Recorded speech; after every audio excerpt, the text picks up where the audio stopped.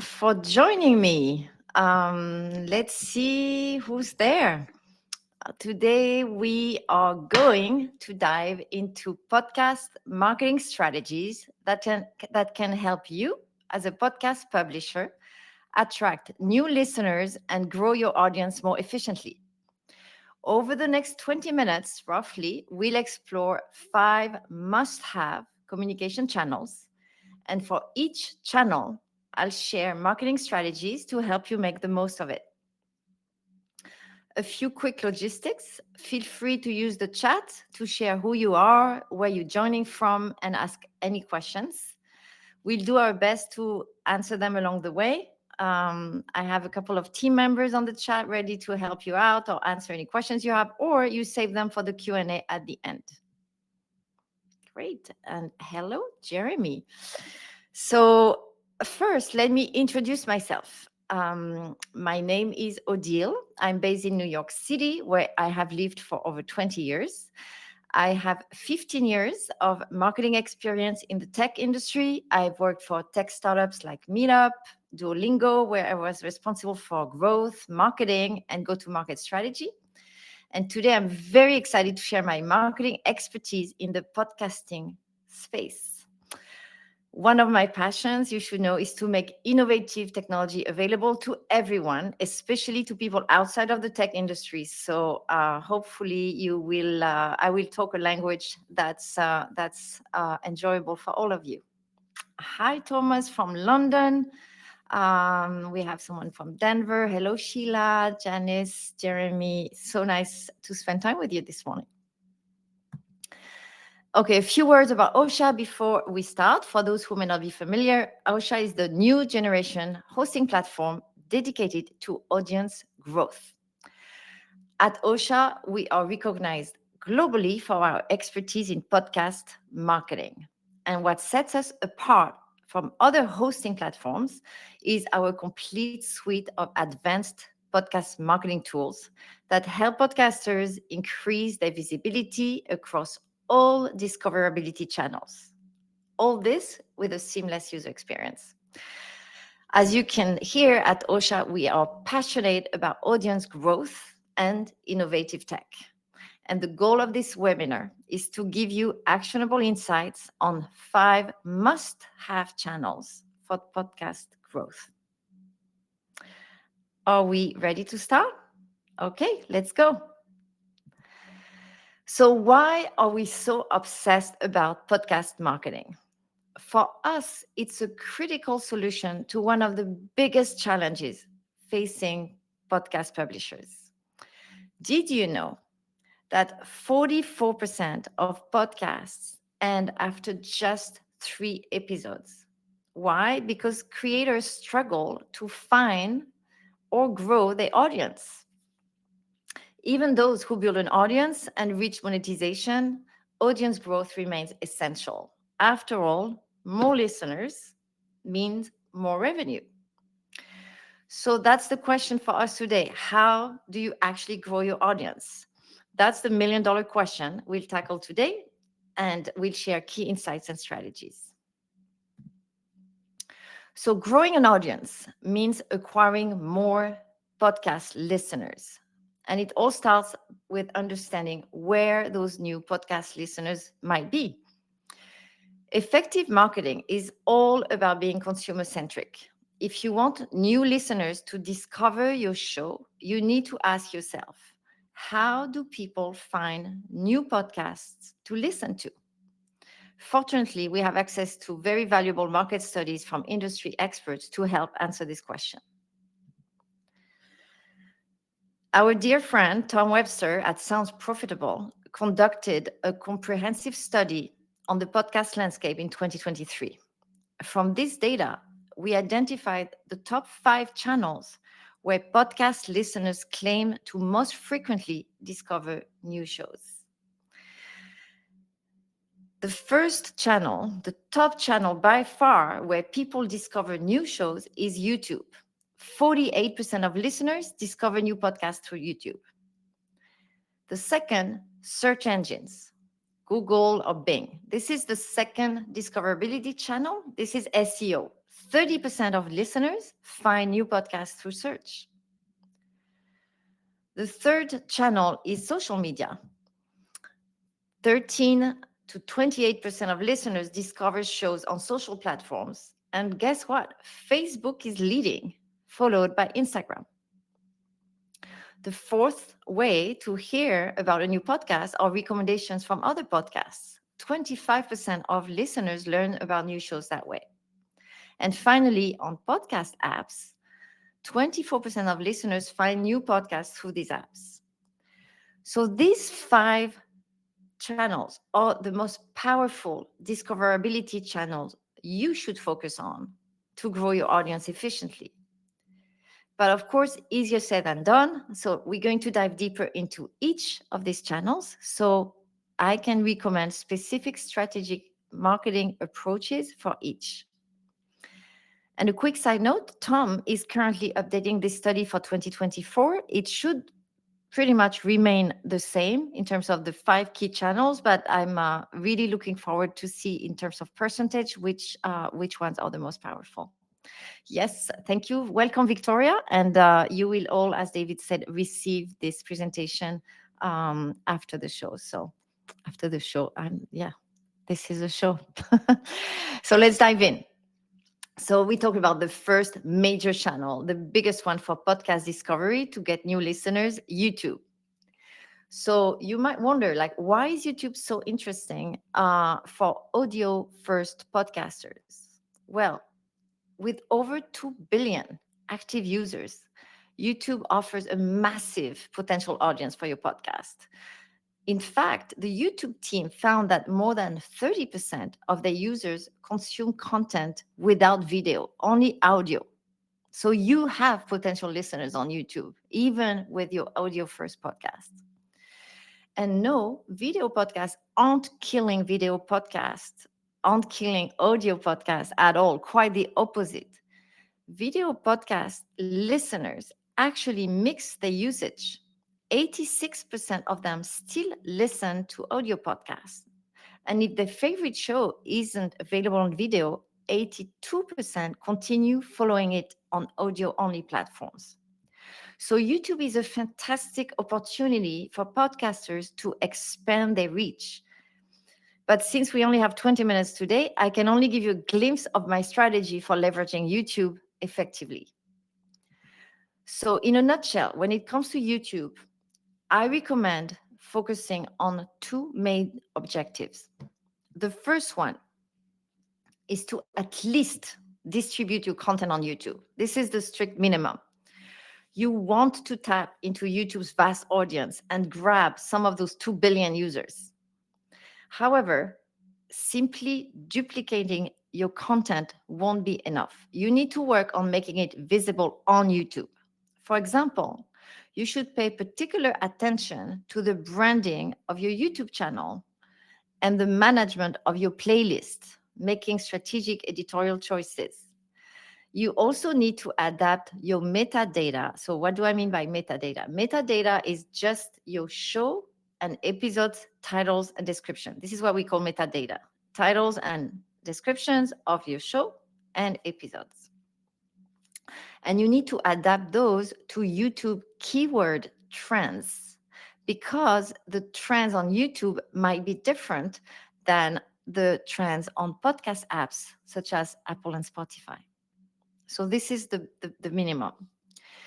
The second objective on YouTube is to promote your YouTube channel within YouTube.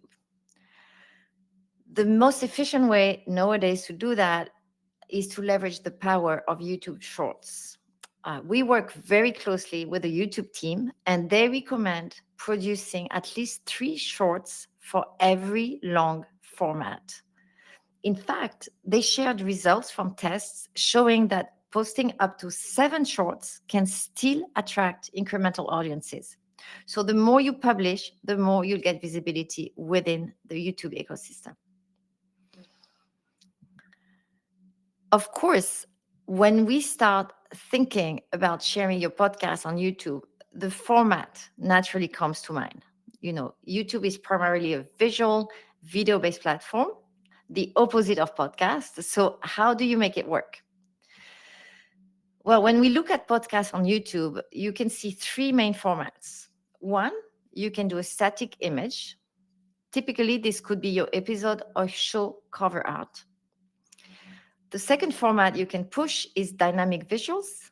These include elements like waveforms, audio waves, or even large subtitles.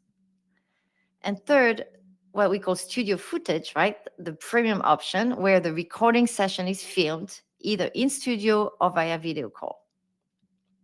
So studies show that while podcast video consumers often prefer studio recordings, this isn't the format that most podcasts use. Many successful podcasts don't use video at all and still attract a large audience on YouTube. For example, Radio Joe's podcast only uses static images, yet generates thousands of views per episode. So that's absolutely not a must-have for you. Also, think this is where your creativity can play. You're not limited to just one format. You can mix them and you can mix them up and experiment. The YouTube team mentioned that some podcasts do well by starting with a video introduction, like a trailer, and then switch to waveform for the rest of the content. This approach seems effective as not all users watch the entire video while listening. So there's a lot of options there for you. Switching already to the second discoverability channel. I just mentioned the number one most important YouTube. The second one is SEO. And primarily being found, have your show be found through Google search engine. Because while YouTube is the second largest search engine in the world, Google remains number one. So this is where you have the largest amount of people. You want to be found there. You want to have a little bit of those users. And one thing to know about the world of SEO is that it is ruled by written words, not audio.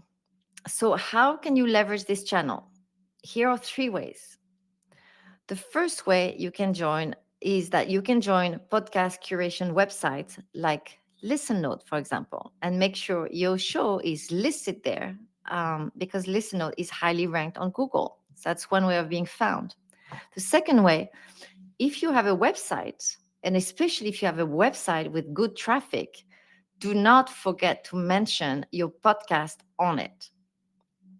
And third way is to turn your speech into text through transcriptions of your podcast, and then you integrate it in a web page.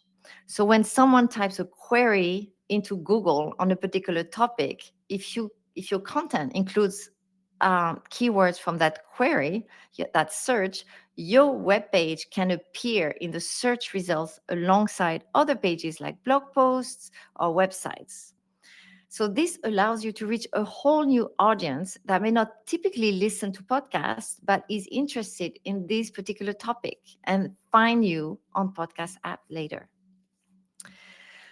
So that may sound like a lot of work. Well, just so you know, at Ausha, we do all of this for you in just a few clicks. We generate the transcription for you. We automatically add it to the web page that we create for you. So just know there are tools out there that do this automatically for you. But remember, SEO, second discoverability channel, huge pool of potential listeners for your podcast. Okay, moving on to the third discoverability channel, social media. When it comes to social media, something to keep in mind is that this channel can be time-consuming and energy draining, as we all know, but the discoverability power can be substantial. So we should not ignore them.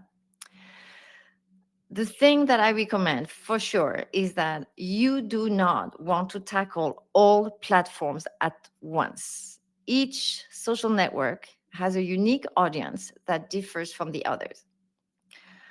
So you need to choose the one that you think, at least make an assumption, that best matches your target audience.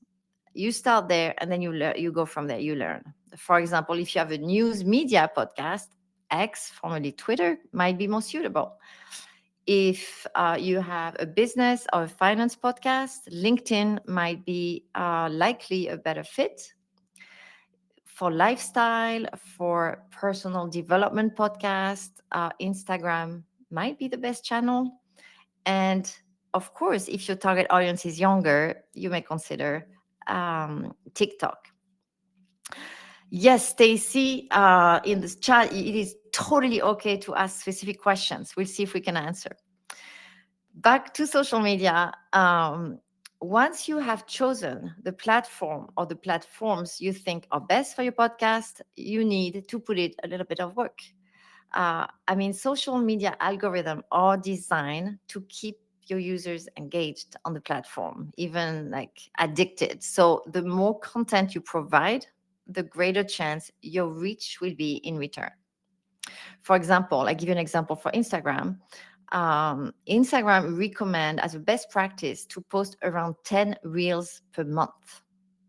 So this is where, okay, don't freak out.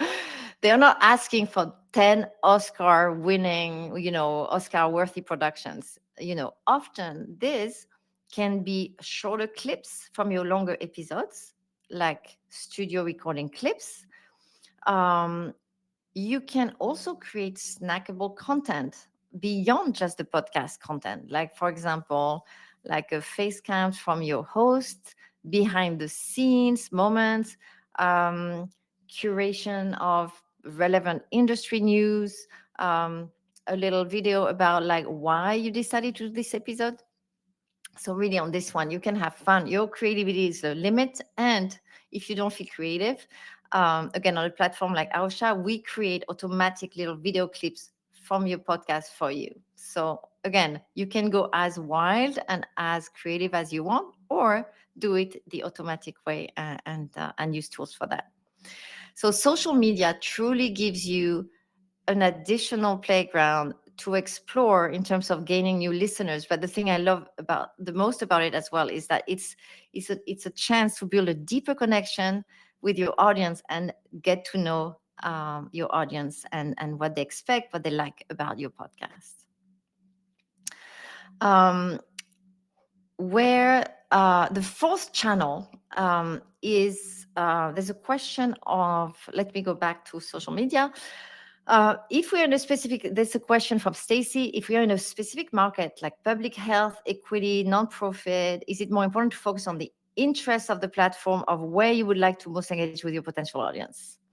Great question. I think it's all about experimenting on this one. And I would focus on where, like, where are your ideal listeners? So you have to make assumptions of like who would be interested in my podcast, which problems do I solve for them, how do I educate them, and kind of like what age, what country, what where the interest group, and then from there choose the platform that you think work best and look at the data. At the end of the day, you have to look at the analytics and how much people engage there and whether that brings you new listeners.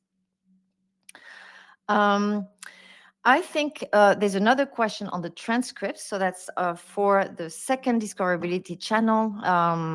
Let me keep that for the end, Lisa. Oh, no, I'll do it now. Okay. Question about the transcript, because Apple Podcast automatically generates transcript now for every episode.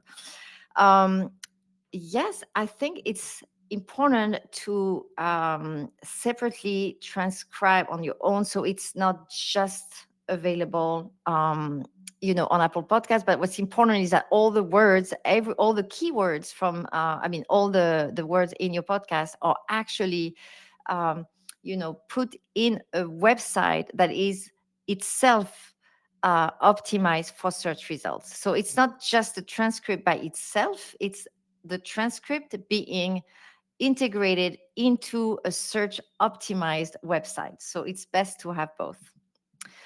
Okay, moving on to the fourth channel for discoverability, recommendations from another podcast. This is a really powerful strategy. Having a host from another podcast recommend your podcast. Why? Well, first, they're already speaking to listeners who know the podcast medium. So conversion is easier. You're talking to people who listen to podcasts and you're talking to them about another podcast so that you don't have to explain to them what a podcast is and how to listen to a podcast, which platform to go with. So that's one reason why it's great. And of course, additionally, if they cover a similar topic, they likely have an audience similar to yours. So this is like super, super efficient. And the one thing that I cannot repeat enough is do not worry about competition between podcasts. Do not worry about competition between podcasts. It's still a blue ocean. Podcast listeners are craving for more content. And according to, it's not just me saying it, according to Edison Research, podcast listeners tune into an average of 8 different shows. There is room for everyone, you know. So, one thing you might wonder is now, recommendation from other podcasts, similar podcasts on the same topic is great, but how do you find podcasts with a similar audience to yours? So if your podcast is on Apple, for example, you have the info at your fingertips. If you go to the bottom of your shows page on Apple Podcast, you'll find you might also like section that lists podcasts that Apple has identified as similar to yours based on what listeners are also tuning into.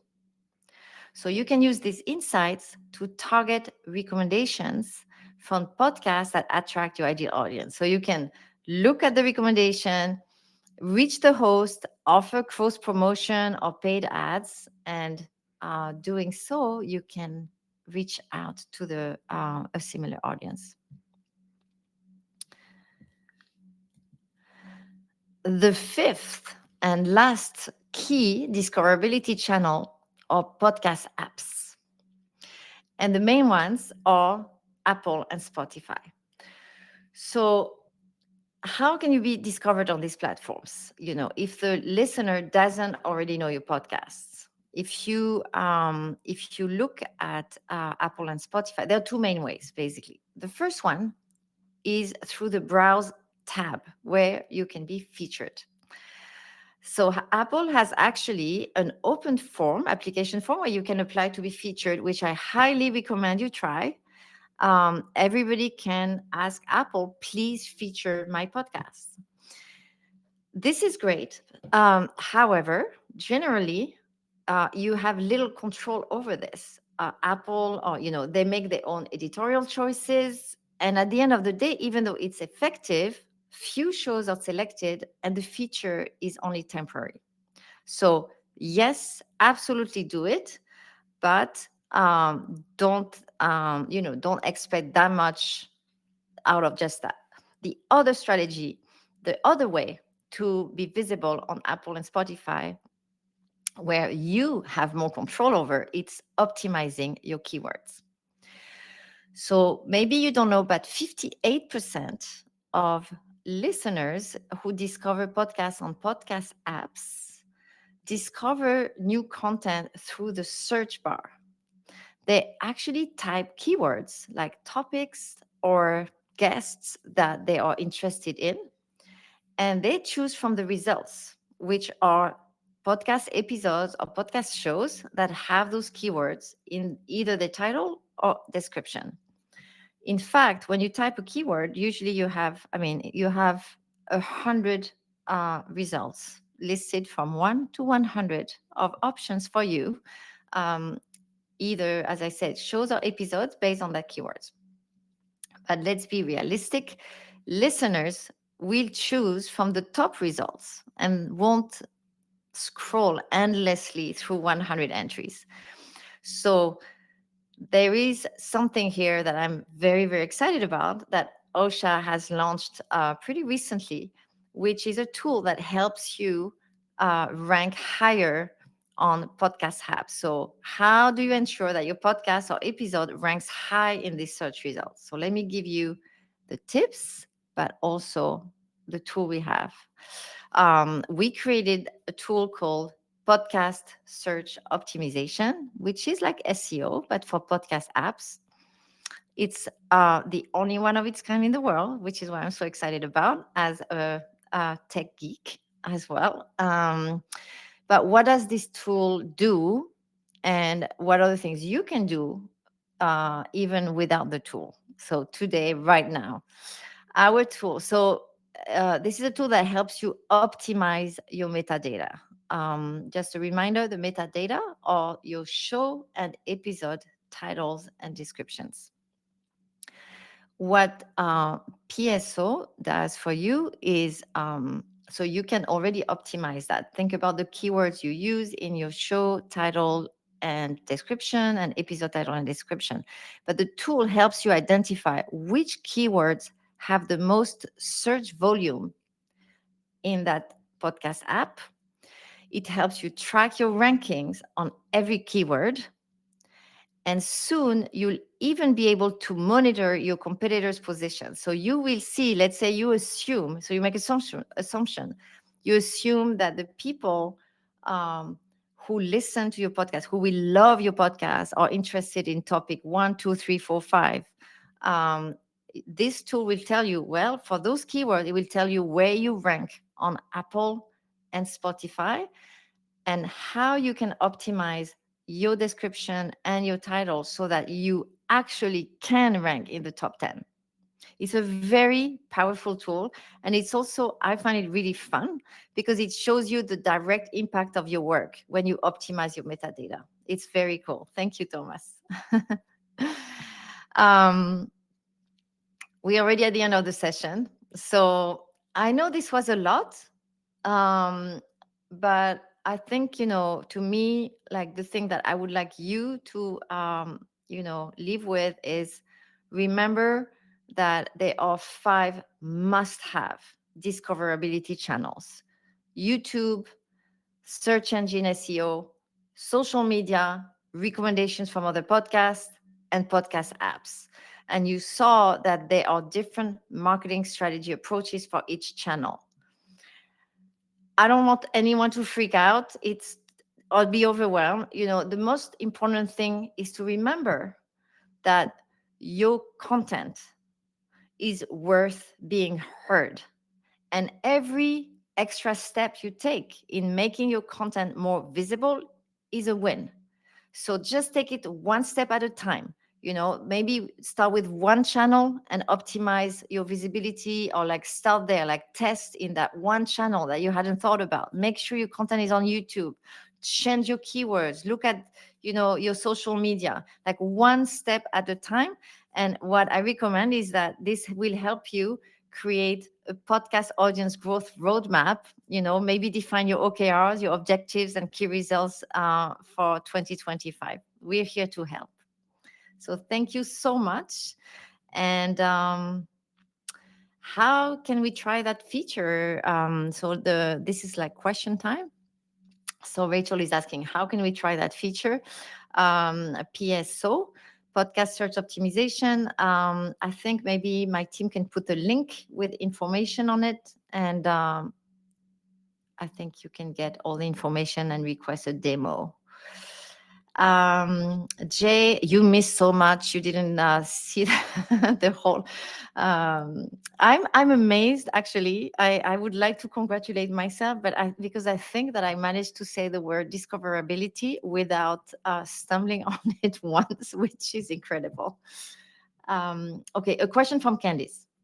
Let's say you implement strategies from all of these discoverability channels, or at least a mix of a couple. Can you measure the success of each strategy? Thank you for asking the questions. Yes, you can and you should. This is really marketing is all based on data. So it's really about, you implement those different growth tactics. And for each growth tactics, you need to measure data, because all those tactics require effort. and you don't want to waste effort. You don't have time for all this, really. Like it's a huge undertaking to optimize everything and to do everything. And often podcasters don't even have a marketing team, don't even have, yeah. So what I a good example is social media. If you decide to go with LinkedIn, for example, and invest more time on LinkedIn, if you see that there's no engagement, there's no like, there's no, like, people don't react, this might not be the right channel, you may pause, try another channel. Same with the keywords. Maybe try to optimize your show titles and episodes titles and descriptions for, like, like 2 or 3 keywords to start with. And then once you get there and you look at the numbers, if you see your downloads and growing there, you add more. So always measure data and evaluate effort versus results. um what else? I noticed that you have Facebook listed with an audience age of up to, so I'm not too sure about the Facebook question. So we get, yeah, I look it up. I was surprised to see Facebook as the leading social media platform for discoverability on social media. But that might be, yeah, I'll look at the age a little bit more for the sample. Thank you so much, Stacy. That means a lot. Um, but I would say, Sheila, if you're targeting like people over age 44, I mean, I think the Facebook being a big, the leading discoverability channel among social media is I would just, yeah, I would definitely try Facebook. Um, Question from Victoria. Very interesting. Is it more important to have an engaged, loyal audience than that doesn't grow, or a growing audience? The thing that was not the topic of this webinar today, but Victoria, it's for everything you do, you need to start with defining the goal, your goal. And is your goal to raise brand awareness among as many people as possible? So then if you don't see a growing audience, that you're not hitting your goal. Your goal could be to bring customers or leads to your business. So if you don't have a growing audience, but you have a loyal listener base and they do what you expect or what you want them to do, either sign up to engage with your newsletter or become regular customers of your business, then you're hitting your goal. So I cannot answer the question except say, really define the goal, your goal for your podcast, and then go from there. Okay, I think that I don't have time for more questions, but I see them coming up, and I would, encourage all of you to be in touch with us. You can always write to us at hello@osha.co. And I am Odile at nothing. No, my email is not that simple.